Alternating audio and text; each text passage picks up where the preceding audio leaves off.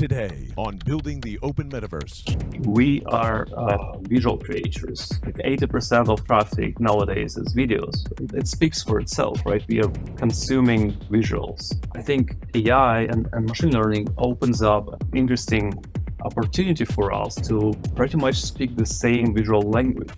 Welcome to Building the Open Metaverse, where technology experts discuss how the community is building the open metaverse together. Hosted by Patrick Cozzi from Cesium and Marc Petit from Epic Games. Hello, I'm Marc Petit from Epic Games, and my co-host is Patrick Cozzi from Cesium. Patrick, how are you today?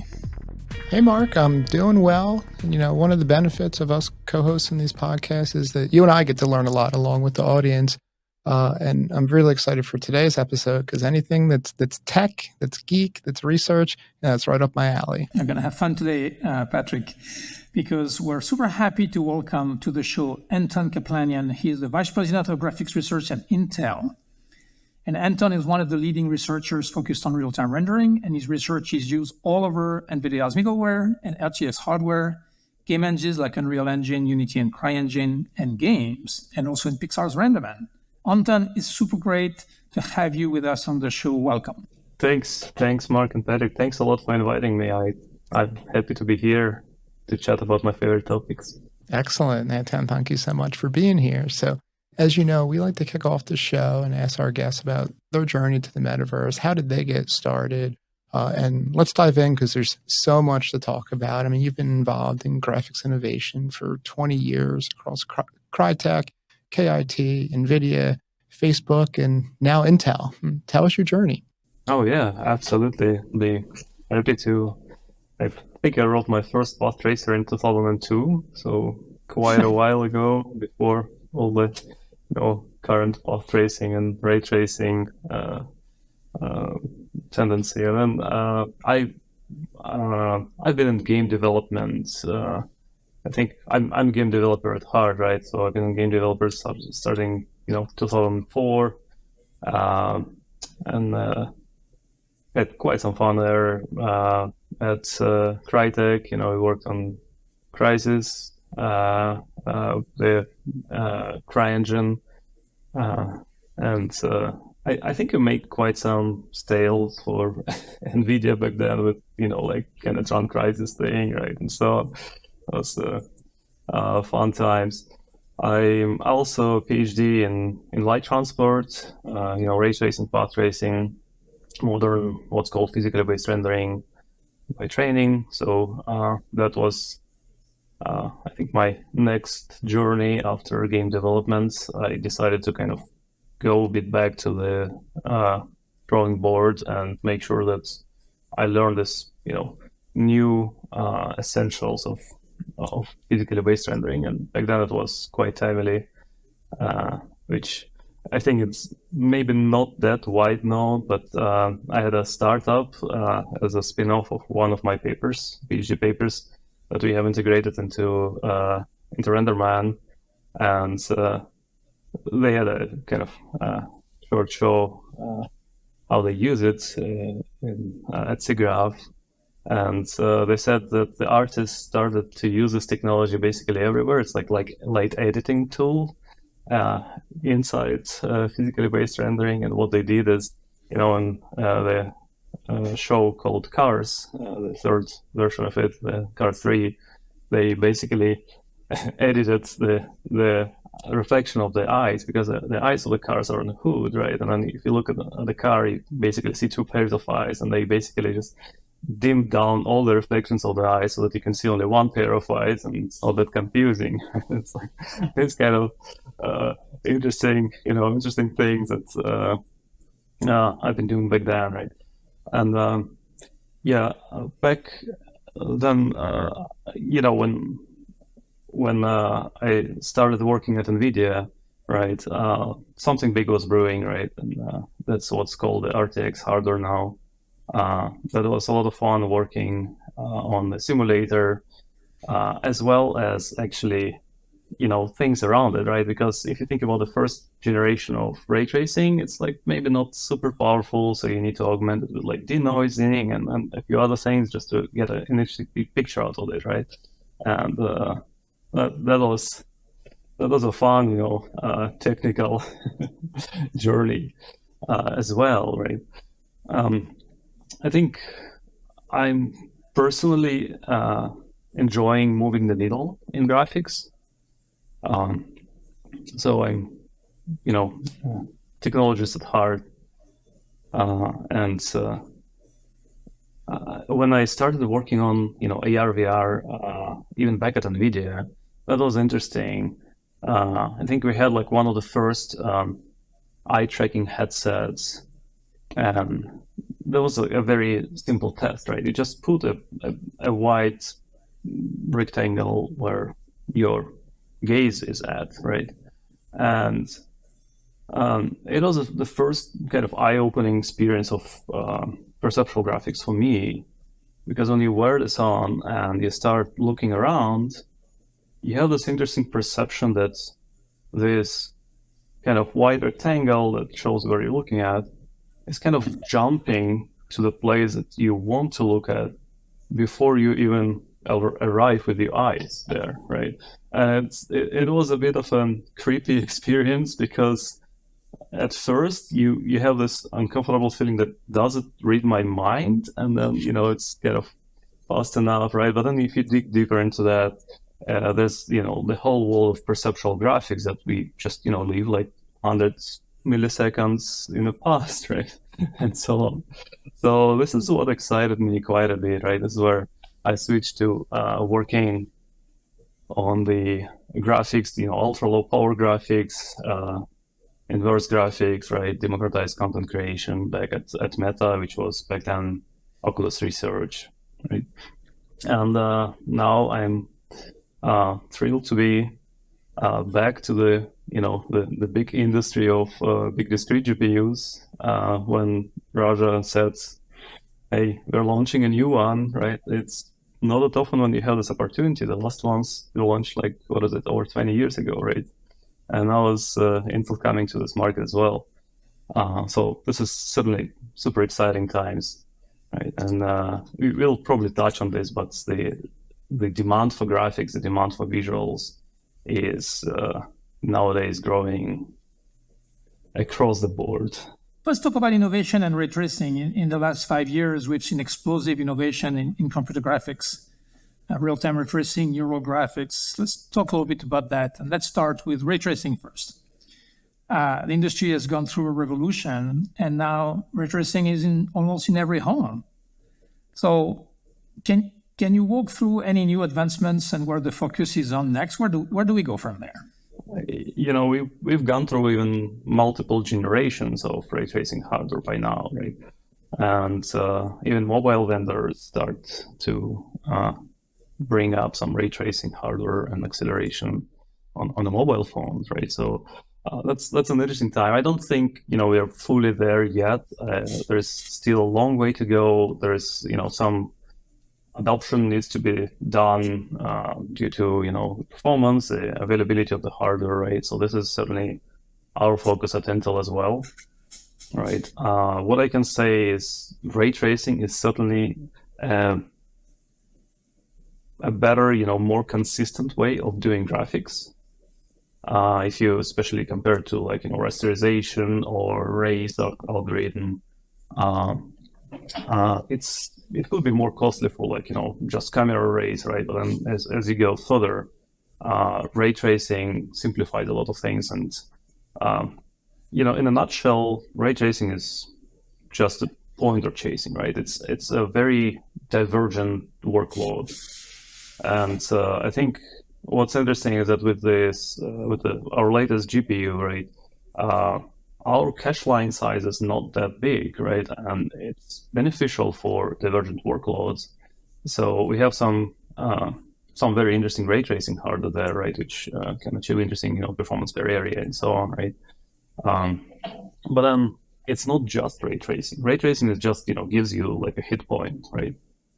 And from there on, you need to do a lot of other things, right? You need to, fetch your material, textures, yada yada, right? Do shading there. Do sampling for the next ray, for example, right? If you're doing a precursor for a full path, right? So there's a lot of divergence not just in the ray tracing itself, right, but in this whole system around ray tracing. And I think this is an interesting architecture challenge for the GPUs, because initially GPUs are designed for very coherent kind of almost lockstep workloads. Now with ray tracing, you need to think much more about kind of reconverging this divergent execution across the whole machine, right? This is where we introduce, for example, the thread scaling unit in DG2, right? NVIDIA has their own hardware for that, right? And this is, I think, just a first step towards it, right? Towards basically teaching the GPUs to execute more and more divergent and incoherent workloads. And then, of course, another challenge that we see with ray tracing now is, I think there is still not enough dynamism. So in terms of like dynamic geometry, in terms of dynamic worlds, right, animation, and so on, ray tracing comes with a cost of building an acceleration structure around the scene graph, right, to get to the logarithmic complexity when you do the actual ray tracing, right? And then building this acceleration structure is something that's, a non-zero cost, and I would say it's a pretty high cost, right? And this is where I think we still have a lot of work to bring more dynamic interactions into ray tracing across the board. And then, of course, as you go further down, right, ray tracing is just, as I said, it's just an algorithm to get to the next closest hit point, right?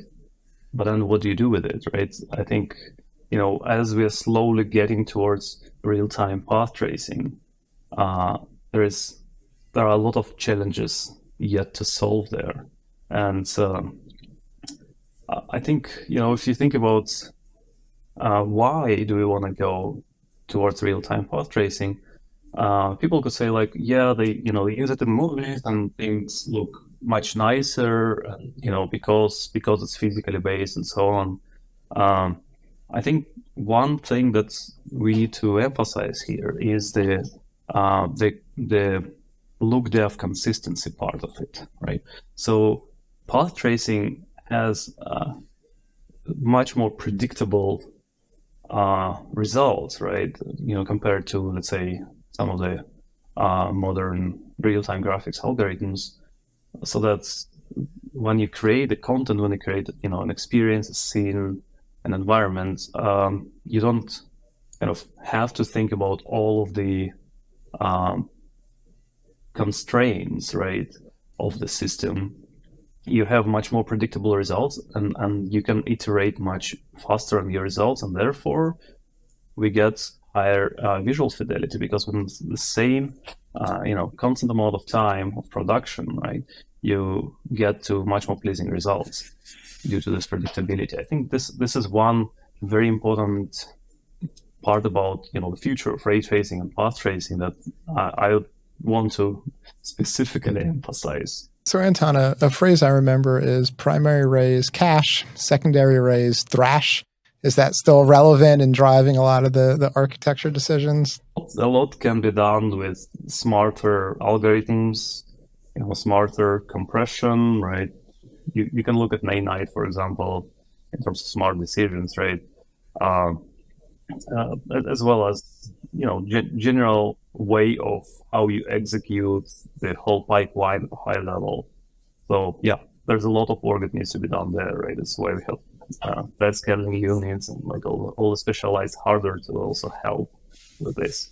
Another area of innovation we want to talk to you about is neural graphics, right? Which it's a relatively new field intertwining AI and graphics. And we're wondering if you could share a bit about, how it's evolved and some of the innovations you're seeing there. It started playing around with neural graphics back in 2016, back then with denoising, right? It's considering like two parallel tracks, one conventional denoising algorithm, and one was kind of more experiment, right? Like how much we will push neural networks to do denoising for ray tracing, right? So of course, as any technically interested person, I went through this what's called 5 stages of ML grief, right? Like probably many others, right? Because first you start with full denial of even the machinery of it, right? Because it's a black box, you cannot analyze it, you cannot even gain anything out of it, right? Like you would expect, okay, we'll train a big network, right? If it's a simple task, we'll be able to see the structure in this network and we'll be able to distill some interesting algorithm out of it. That doesn't work. So even if you ask a network to, overfit, like a gigantic network to overfit a simple task, like, I don't know, addition of numbers or stuff like that, right? You will have like your entropy being spread all over the matrix. So no PCA, no other analysis would give you a good, meaningful, structure of what is the algorithm, right? So this is how black box it is, right? And then, you go through like, oh, it's just numerics, and then like, oh, it's so data dependent, and so on and so forth, right? So once or if, right, if you get towards acceptance, right, you can basically say like, okay, fine, right? We cannot analyze this, billions of dimensions and billion dimensional functions yet, right? But so be it. That's the best known numerical tool we have now for, solving high level and very complex and high dimensional problems that we haven't even had any other tool before, right? So in terms of, application to graphics, I think it's still like very early days.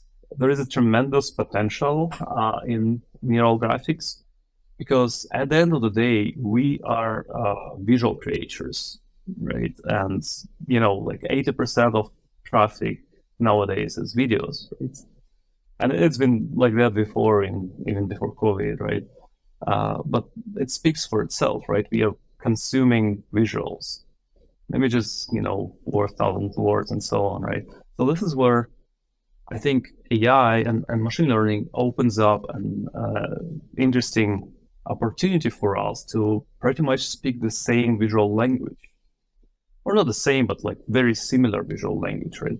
Because you can actually task the machine learning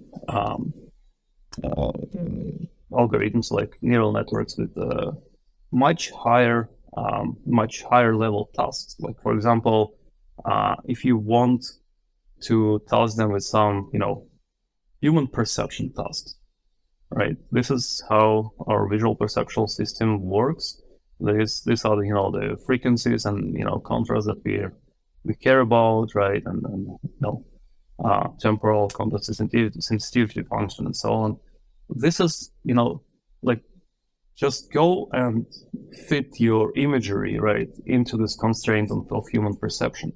This is something that was before very hard to explain to, classical graphics algorithms, right? Because how can you explain to, ray tracing or shading, right, that it needs to care about like this particular spatial and temporal effects, right? And, this particular details, right? When you work with machine learning, this kind of high level, task definition, right, becomes possible. And this is one very, very important part of neural graphics, that, it gets closer to human, it gets closer to human understanding. And that, of course, comes in addition to things like, hardware efficiency, because machine learning hardware can be streamlined very well, right? So you know exactly when you can prefetch what, you can resort to very low precision arithmetics, for example, like int8 that we use in the CSS, for example, and so on, right? So there is a lot of benefits, even at the low level. Things like, for example, predictable performance. So I can set the network size in advance, and I can say, okay, I'm rendering on this low-end machine, right? Or I'm rendering on a very high-end machine, and I need to render at, let's say, 60 frames a second, right?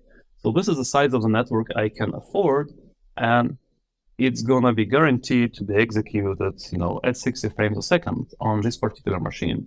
And now I fix this network in advance, and I pass it on to the training part, right, where the optimizer tries to squeeze the best quality out of this fixed performance. So this is a completely different way of thinking about performance, right, compared to, let's say, conventional rendering pipelines, where you're trying to reduce your, polygon count, your textures, and whatnot, right, to get to the frame rate. Here you kind of could set frame rate in advance if you know the platform, right? If you know your compute budget, your bandwidth budget, and so on. So those kind of, I think, directions, right? Those kind of opportunities are very interesting future directions, right? Future potentials for neural graphics that we can exploit. And of course, it's still early days, right? The hardware is not fully, widespread yet. I'm looking at consoles, right? And performance is still not there for everything, right? And it's a bit of a chicken egg, right? Because you need to invest more in hardware to get more performance and so on, right? But we are getting there in like pretty large steps, I'd say. How did you get the idea? Who would think that machine learning could be used to guess pixels and would be faster than computing them? What was the original impetus of going down this path? And originally, as I said, I was not a strong believer either. So that's why for me, the first project was like a dual track project, right? So, okay, we're gonna hedge our bets and we're gonna, do the classical one, right? And do just, the ML one, just to have some, apples to apples comparisons, right? Like, ISO performance, ISO compute power, how the quality would look like. To all surprise, the quality looked, comparable. It's different in terms of artifacts and so on. For example, for denoiser, I think the hardest picture is not like, crazily complicated lighting. It's a kernel box. It's a kernel box because you can see like all the imperfections, right? And the straight lines and so on, right? And this was the hardest, picture to get for the network to learn, right? It's a completely different machinery. But at the end of the day, in terms of performance and quality, it was within the same ballpark, right? And this is what fascinated me, as well as the ability to set the problem for the network at a much higher level, right? You can basically do like, some high dimensional to high dimensional mappings, right? You can set the loss functions, which are, your quality error functions, right? For the image that you wouldn't be able to explain them or map them to the classical algorithms, right? So it opens up a whole new different field. Interesting. Well, let's talk about another piece of wizardry from my perspective. We get a lot of questions about nerfs, because it looks like this magical way of doing 3D neural radiance fields. So, since we have you here, can you give us a little bit of a primer on NERF and how does it compare with photogrammetry, which I think is a process that's well understood? So why is this technology so interesting? First of all, NERF is not just photogrammetry, right? I think NERF, it's like it started with the light fields, right? It basically just let's bake a 5-dimensional light field, which again, was something that was barely possible, if at all, before, right? But it also lowers the bar for scanning because it's machine learning, right? And you don't have to have precisely, calibrated cameras and rig and set up, right? And so on. So this is another thing, right? You have a bunch of startups that just capture something from your phone using NERF, right? But I think internally, what's really powerful about it, it's a combination of two pretty young technologies. First and foremost, the original paper showed that we can train an MLP, right, a multi-level perceptron, to a very high frequency signal, which I think was not possible before. Then once you have this tool, you can represent very rich, like, for example, a full image, right, or full even 5-dimensional light field, right, because the cursive dimensionality does not apply that much to networks, right? With this, small network, which is just, a few tens of megabytes of data at the end of the day, right? I think that's the first technology. That's the breakthrough, right, of this of the whole nerve technology, right? That we can have a small, compact function approximator for very high-dimensional signals, right? For very complicated signals that we wanna approximate. And if you think about it, right, it's just like, yes, they showed it on the light field, right? And you could use it for photogrammetry, but as a mathematical tool, it has way more implications in across the board, right? Even in graphics pipeline, than just kind of light field capturing, right? And then the second technology that they also smartly applied, it's another young technology. It's a differentiable rendering, and Ravi is on the paper for a reason there. And the idea of differentiable rendering is that you can do your rendering process as you would do rendering, right? But then you also do what's mathematically called a back propagation through it, right? So you basically differentiate it back and get the gradients in a sense of, if I change, let's say, this geometry, right? Or if I change this texture, how it's gonna affect the image, right? So these gradients, they allow you to land to optimize the whole pipeline, right? To land at the optimal solution in a sense of what your camera sees.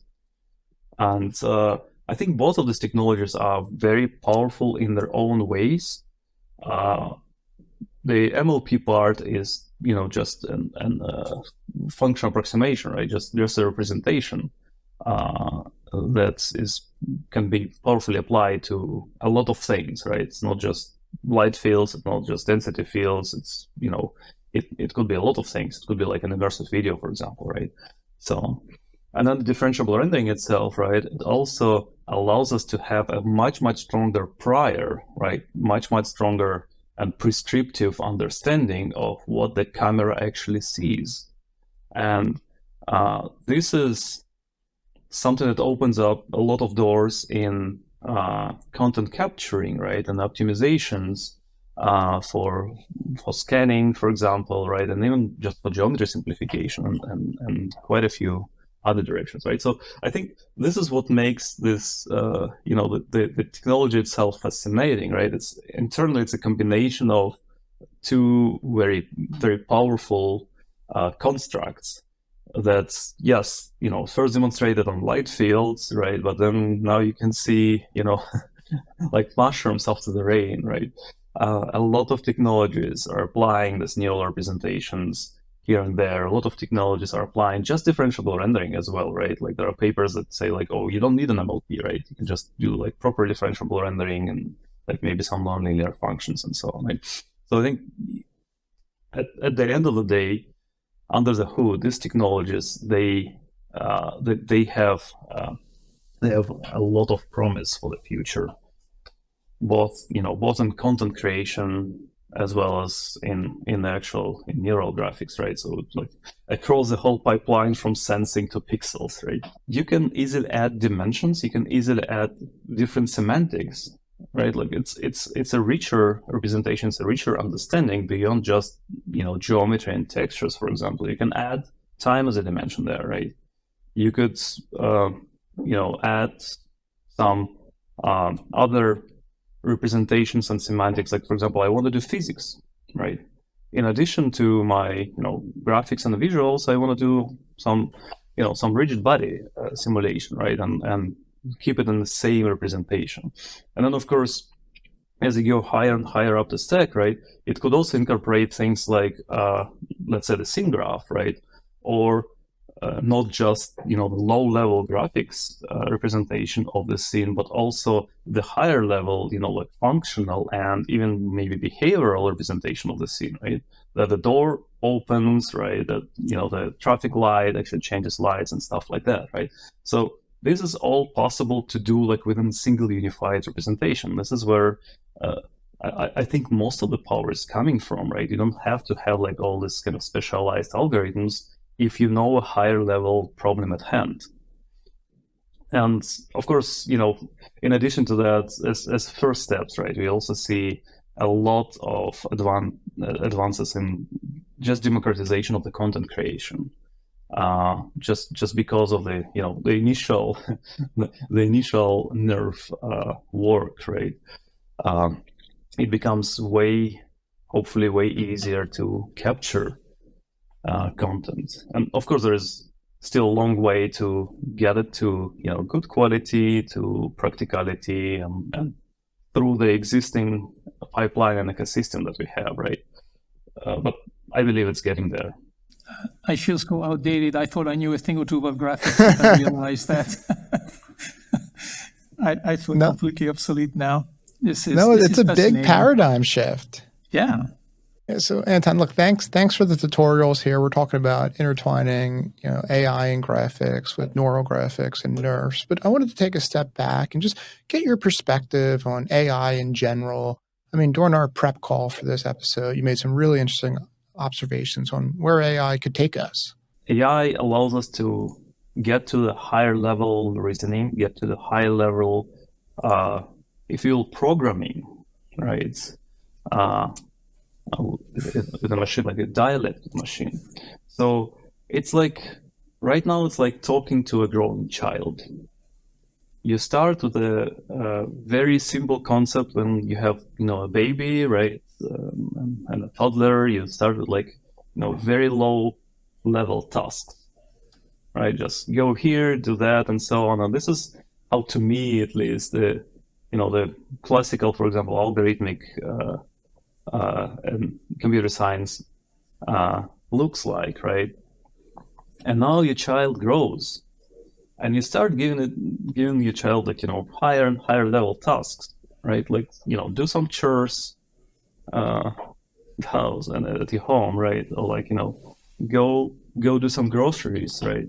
And so on. So this is where you start tasking your child with much higher level problems, and assume that it will know all the steps.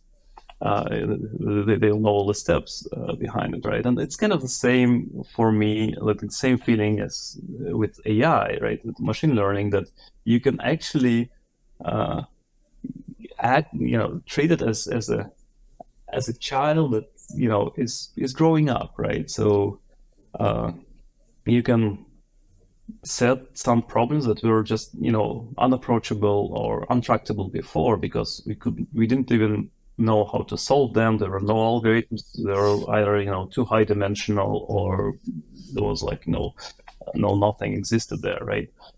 Now you can just say, yeah, let's do your best there, right? And given you have a good data pipeline, right, and a good objective for this algorithm, right, it will try to do the best, right?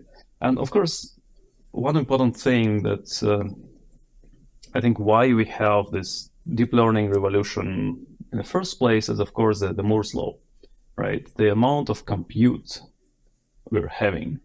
So the amount of compute we're having now, made it more tractable to actually train these networks, because, at my like university, like college times, right, we could train, I don't know, like a small 3-layer MLP in like, I don't know, overnight or something like that, right? Now, thanks to hardware acceleration, thanks to GPUs, right, we can do it reasonably well, or we could grow the network capacity, right, the data set capacity, and so on, right?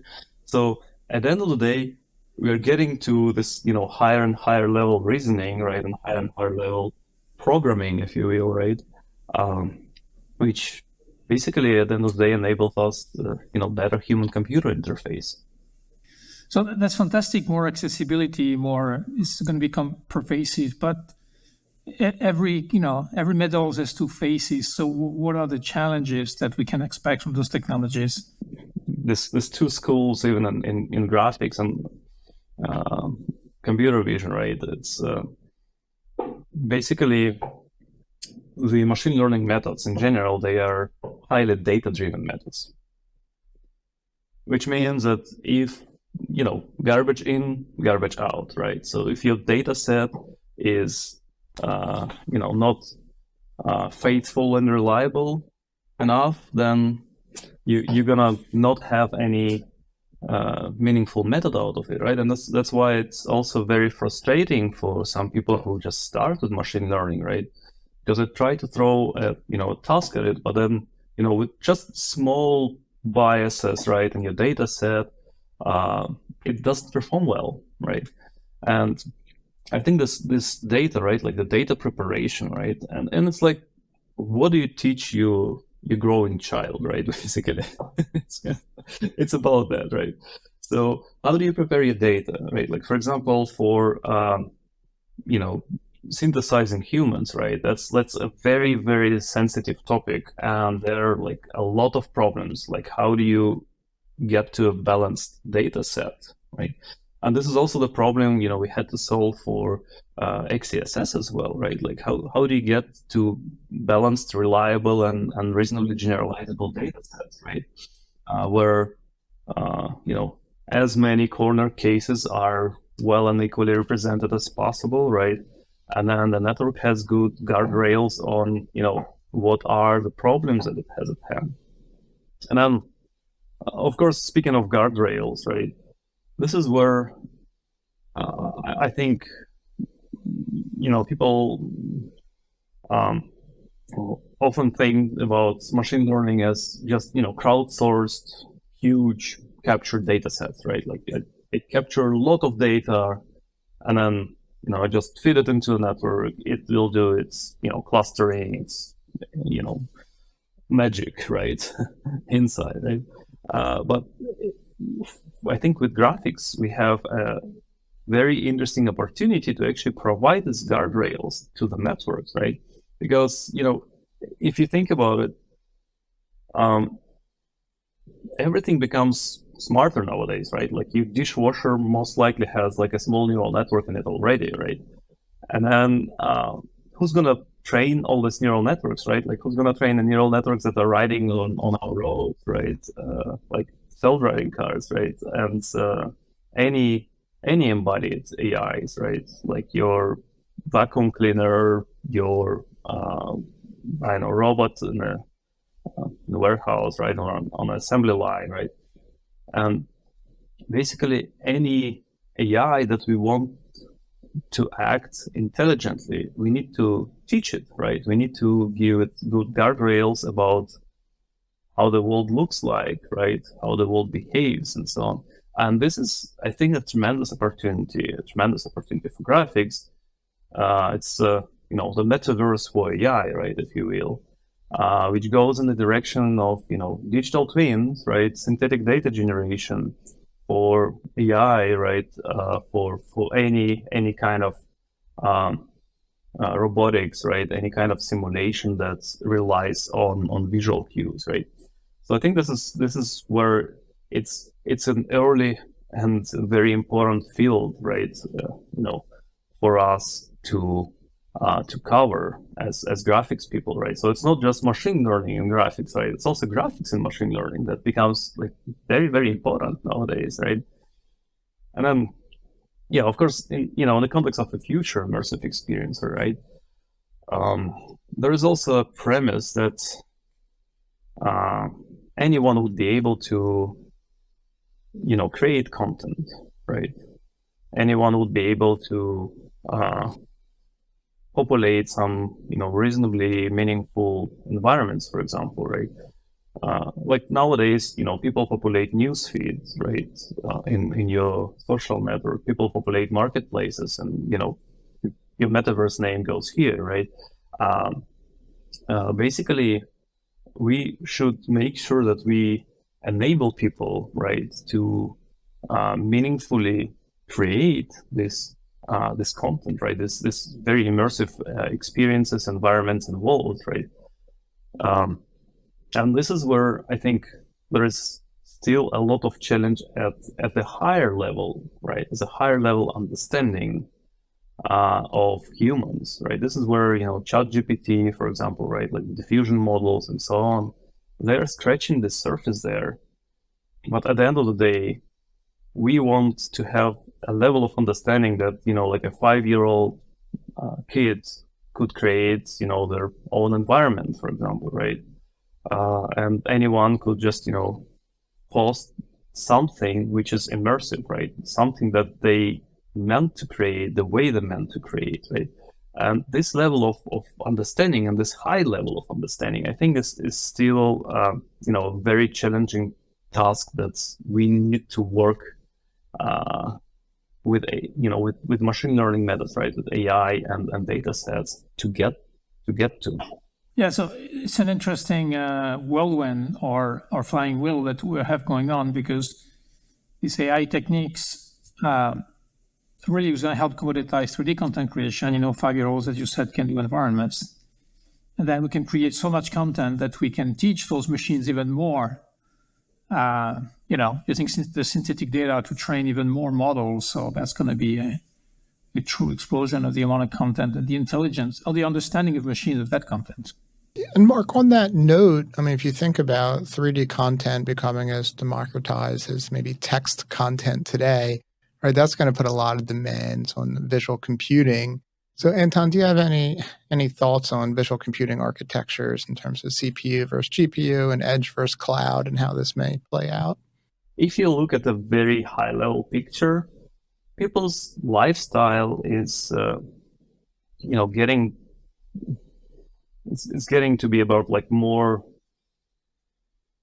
free, like more lean, and just things should be more convenient, right? So the gadgets become smaller, right? The lifestyle becomes more mobile, right? Especially after COVID, right? People start using Starlink and so on, right? So if you think about this part, right, people would like to have this freedom of taking something with you and using only when you need it, right? That's kind of one, I'd say, high level direction, right? But on the other hand, right, the expectations around the visual quality, right, the intelligence of your gadgets is growing, it's growing pretty fast, right? And then at some point, you will probably get into a situation where your thin client would rather focus on just content delivery both ways, right? While leaving the heavy lifting of quality, right, and intelligence to some compute somewhere else. And it doesn't have to be cloud or even edge, right? It could be nearby. But this kind of decoupling, if you will, of displays and the experience around the displays, right, is something that's kind of we are unavoidably getting into. And I think we are, to a degree, we're already seeing it with things like diffusion models, right? ChatGPT. They're designed to have high level conversations with humans, yet pretty much most of the compute is somewhere in the back end, right? It's not something that you necessarily immediately have in your pocket. Hope not.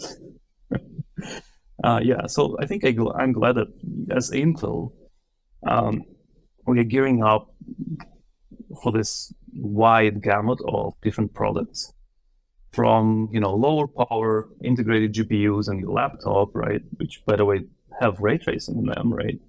So it's there's lower power, but not that low power, right? Yet they're still powerful, right? And the high to all the way to high-end data center GPUs, like Ponte Vecchio or the Max data center GPU, that has a tremendous compute power, right? Both for AI and also for the ray tracing acceleration. Speaking of which, by the way, we even managed to run the Disney's film production scene, the Moana scene, on the data center GPU, at pretty interactive frame rate, right? So you can run film scenes on this, big machines now if you need to, right? So if you need to, deliver film quality to your lean client, right, to your gadgets, to your, AR, VR glasses, whatever it is, right? This could be one way to do it, right? You were at Crytek in the early days of the CryEngine, so I'm curious to hear your opinion on the evolution of the game engines market. We've seen some consolidations, going on. So, any thought about the future of industry? And a bonus question, because Open 3D Engine is actually the Crytek engine that you worked on. Can that be a successful open source project? But that's the bonus question. We'll come to it after. Ecosystems like game engine, they're still, heavily driven in general, right, by the brilliant, talented team that stands behind them, right? This is like a very focused team that is, driving this system into particular directions, right? And if you think about, Unreal Engine, Unity, right? There are many different important directions that those engines are going to, right? For the Open 3D engine, I think that's going to be interesting to see because it's crowdsourced, right? And actually, the same goes for DreamWorks Moonray render, right? It's also open source, so the development of the systems will likely be, crowdsourced by many smaller developers, right? And we'll see where they're gonna move the needle in these engines, right? And then, of course, coming back to the commoditization, right? It's I think things like, the low-level graphics APIs, right, as well as this long tail of platforms that we have now and more and more complicated content creation pipeline. This is what made in-house engines much more expensive, which led to the consolidation of game engines that we see now. Right, and then, the gamut of these platforms become wider and wider, right? So this is where, thinking about the separation of graphics from displays might be an interesting way to see, how you can deliver the consistency of visual experience across all this, crazy number of different platforms, right? Because if you wanna flip your game, on very low-end Android mobile phone, right, versus, like very high-end PC, right? These could be, a tremendous gamut that you need to cover, right? And then how do you develop your experiences for this, right? This is, I think, where it will be interesting to see this separation. I think we see some of that to a degree with, Lumen, Nanite, right? And so on, where there's a lot going on behind the scenes, right? Maybe even as a pre-process before these experiences, right? To deliver the best experiences for a particular platform, right? For a particular display at the end of the day. So I think that's an interesting direction. But at the higher level, I think game engines will probably, or I guess most likely, grow into much bigger platforms, much bigger ecosystems. Because even now, big game engines already have a lot of different subcomponents, right? Like here's how you create humans, here's how you create, environments, this, that, and so on, right? And then at the end of the day, you can just populate them, right? Like you can have, starting with marketplaces, right? Starting with the massive multiplayer games and so on, right? You can populate it into a bigger ecosystem, and with good feedback loop, right? It can become even more and more powerful and intelligent, right?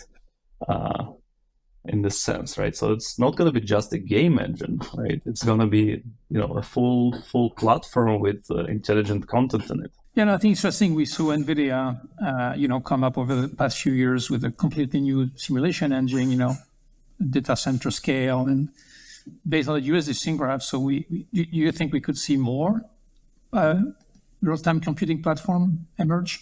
Yeah, and in fact, we do have our own platforms, right? We have Carla simulator for self-driving cars.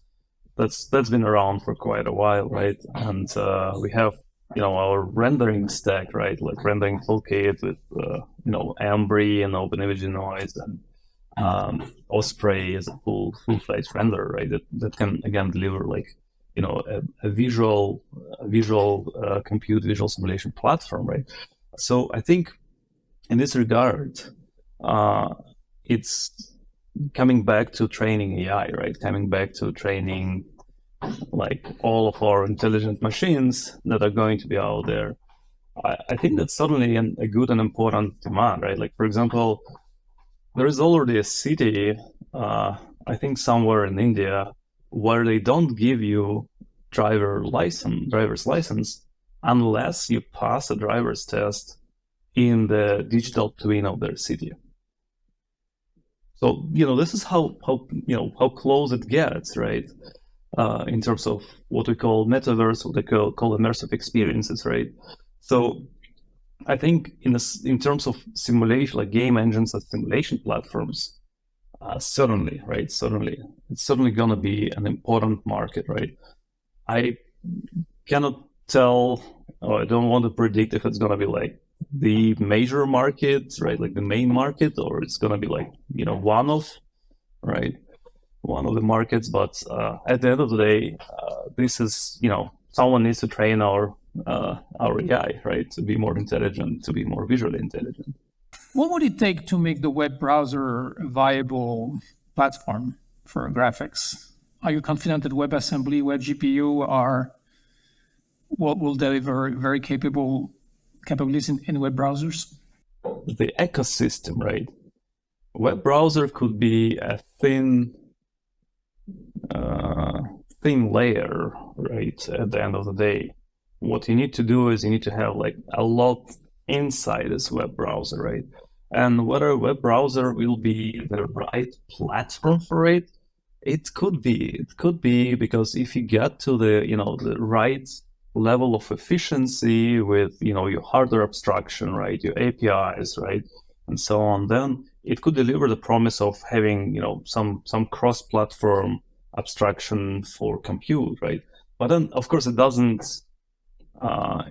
remove the problem of consistency of experiences across different platforms, because you can run on a web browser on a small phone versus like a large high-end PC, right? And this is where you would need to still scale appropriately inside this web browser, right? Or you could you would need to decouple it, right, and use a web browser just as a content delivery vehicle, right? Which is what is another possible direction. But yeah, it could be an interesting platform, right? An interesting platform to start with, because even on mobile phones, right, a lot of apps are nowadays just web apps at the end of the day, right? And there is a reason for that, right? Because it simplifies the development, it simplifies the delivery and consistency and so on, right? So Anton, it's been just a ton of fun geeking out with you here. We covered everything from GPU ray tracing to neural graphics to nerfs to game engine ecosystem.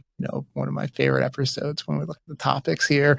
To wrap it up, would love for you if you want to give a shout out to any person or organization.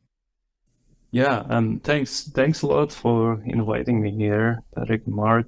It was a pleasure to talk to you. Very good question, very good questions. A lot of fun during the conversation, right? Of course, I'd like to thank Intel for giving me this opportunity, right?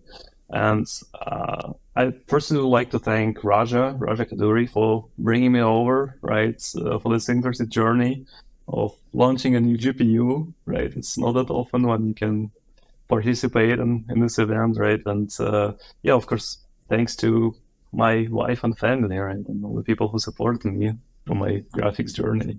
Thank you, Anton. What an impressive journey. Good luck with launching new GPUs. Getting Intel into the world of GPUs is a big endeavor. So things seems to be going well. So we wish you even more luck and more success in the future.